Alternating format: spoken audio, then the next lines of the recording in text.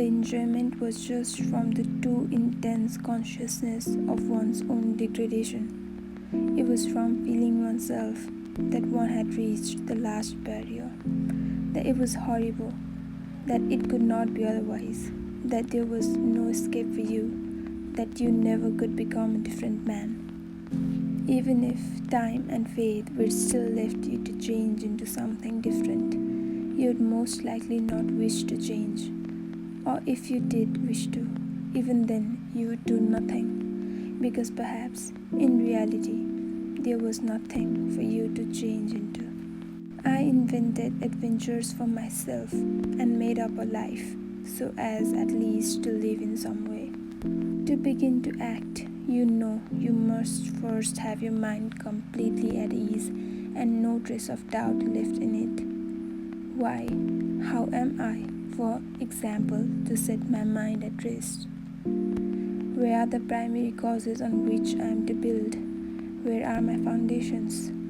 Where am I to get them from? I exercise myself in reflection, and consequently, with me, every primary cause at once draws after itself, another still more primary, and so on to infinity.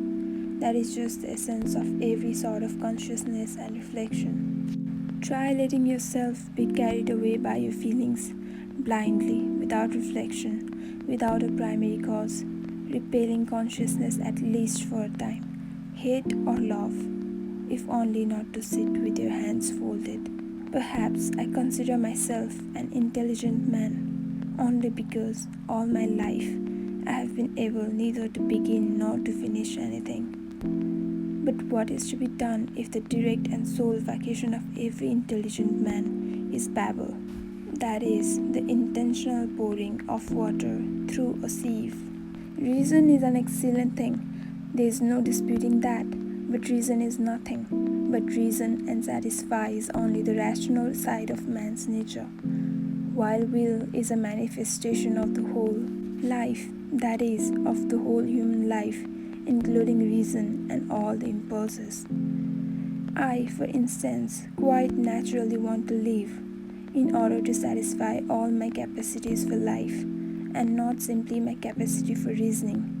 Man is a frivolous and incongruous creature, and perhaps, like a chess player, loves the process of the game, not the end of it. Perhaps the only goal on earth to which mankind is striving lies in the incessant process of attaining, in life itself, and not in the thing to be attained.